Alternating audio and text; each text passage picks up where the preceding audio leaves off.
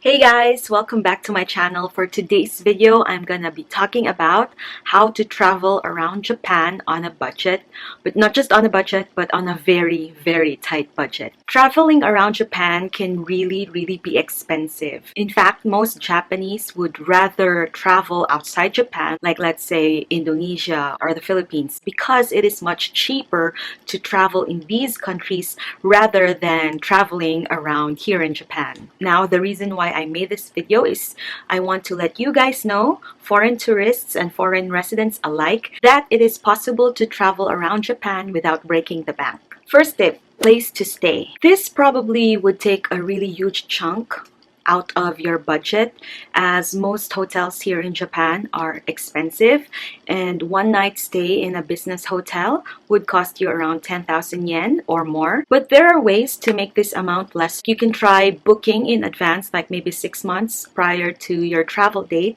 in booking websites like booking.com or agoda.com or hotels.com. But if business hotels are still expensive for you, you can try hostels. In Japan nowadays, there are a lot of hostels popping in big cities, even in small cities like my city.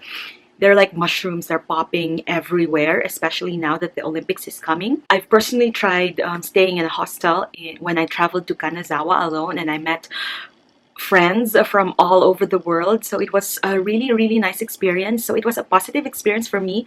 A night at the hostel would cost you around 2,500 yen to like maybe 5,000. 5,000 yen is a little bit expensive. If a hostel is still expensive for you, then why not try to stay with a friend? The number one thing that I do whenever I travel, let's say I want to go to Osaka, the first thing I do is to check if there is a friend willing to adopt me so I can stay at their place. And if there is, then you're lucky, you can have a place to stay for free. And in turn, I help with the house chores. I'd pay for lunch or I'd pay for dinner. That way I'd feel like I'm returning the favor. It's a good chance for me to also reconnect with my friends in the area, and it really saved me a lot of money. I think Couchsurfing isn't popular here, so I can't really talk about that in this video because I haven't tried myself. That's it for places to stay. Point number 2, transportation. Transportation is not cheap in Japan. In fact, I find it more expensive than Korea or America. But if you are a tourist here in Japan, then good for you because you can avail of the JR Pass. This pass would allow you to ride high-speed bullet trains, buses, or trains with the JR line from Shikoku up until Hokkaido.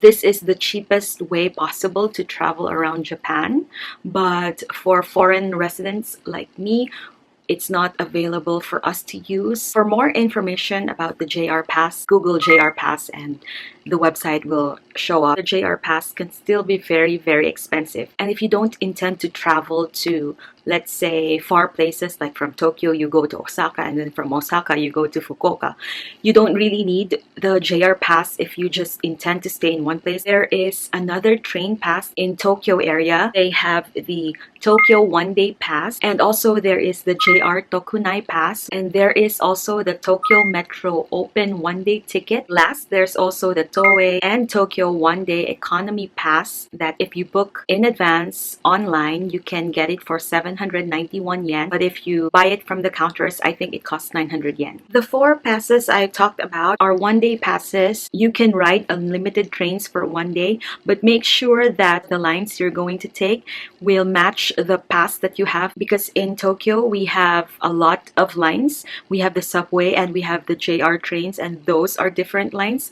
So do your research online. Everything is online, so just Google the train passes I mentioned. And this is open for foreign residents or Japanese nationals and foreign tourists alike. For foreign residents who'd like to travel around Japan, traveling by Shinkansen or the bullet train can be very expensive, so let's scrap that out. Planes can also be very expensive, but the good thing here in Japan is that we have low-cost carriers, or what we call LCC, and these LCC airlines offer really cheap prices, especially if they are on a campaign. and it can be cheap if you want to travel domestically. They offer really competitive prices. This will work for foreign residents living in big cities with airport, because you can just go to the airport. Unlike me, where I live, we don't have a major airport, so I would have to go to Tokyo first. It can still be very expensive for me because I have to ride the bus to Tokyo. But you know, if you are from the city where you have a major airport hub, then you can fly out easily. So the only option for me is to travel by highway bus. Although taking the highway buses isn't the most convenient and the most efficient way. If you do get car sick, then it's not an option for you, obviously. But for me, I'm okay with buses, and I've tried night buses going to Osaka and Kyoto, and I'm fine with it. I could sleep inside the bus, but of course the level of comfort is different, but you know, at least you get to your destination. And also, highway buses here in Japan are the cleanest in the world. They even have toilets, and the toilets are really clean and very functional. So how do you find highway buses, or how do you find routes for highway buses? Just Google highway bus to your destination, or let's say Osaka to Tokyo highway bus. Just Google it, and then Google will show you lots and lots of information. A few days ago, I was Googling how I can travel to Shikoku, because I haven't been there and I want to go to Shikoku and Chugoku area come springtime. I've been looking for the cheapest option possible, looking at airlines, but they can still be expensive because I have to take the bus from here to Tokyo, and then from Tokyo to Narita. That's a lot of money. What I found out, there is the Wheeler Bus Pass, and it's really amazing because this is open for foreign residents like me. I will talk about the Wheeler Bus Pass in depth in another video. If you want to research more on that, you can Google it. Just key in Wheeler Bus Pass. Then the last option is traveling by car. If you have a car in Japan, it can really save you a lot, but this option can be expensive if you travel alone. I've only tried this once when I traveled to Kanazawa, just because there are no highway buses direct from my place to Kanazawa, so I was forced to travel by car alone. We have expressways, but I did not take it because taking the toll road can be expensive, especially if you're traveling alone. So I did not take the tollway. I just took the local route and followed Google Maps. But if you're a group of four, you know, you can split the cost of the highway and gas. You can really save a lot. One downside of traveling by car is looking for parking. And big cities here in Japan, there are no free parking spots. So you have to pay for parking, and it's per hour or per day, and it can really be expensive. This is one reason why I don't travel by car a lot. When I travel alone, I just take the highway bus, and you know, I can relax inside the bus. Point number 3 is food. Food in Japan can be expensive. One meal here in Japan would cost around 1,000 to 1,500 yen. There's no tipping culture, so you don't have to tip. If it's 1,000 yen, then it's really just 1,000 yen. If you are on a tight budget and you can't afford 1,000 or 1,500 meal, and if you don't mind eating not traditional Japanese food, then you can try family restaurants here in Japan. We have a lot, and what's great about these family restaurants is that they open, if not 24 hours, they open until late at night. And again, there's no tipping culture. And one meal would cost you around 500 to 800 yen. If you really want to try Japanese authentic food, then we also have yatais here, or in America, I think you call it food carts. Most of these yatais are conveniently located in tourist spots. When I went to Kyoto, I saw a lot of yatais. They're everywhere. You can also find yatais in Japanese festivals, or what we call matsuri here in Japan. Also, if ever you want to buy Japanese snacks, please don't buy from the convenience store because they can be really expensive there. Go to a supermarket and buy all these snacks. And of course, who can forget? Ramen shops like the infamous Ippudo or Ichiran are all over Japan. You can try that, of course, if you want a really good bowl of ramen. And there's also kaiten sushi, or the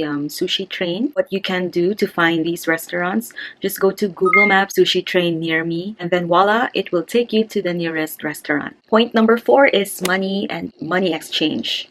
Don't ever change your money at the airport if you can do that. You can change a little just so you can use a few yen to get you to downtown Tokyo. The best rates are in downtown Tokyo or in tourist spots like, let's say, Shibuya, Shinjuku.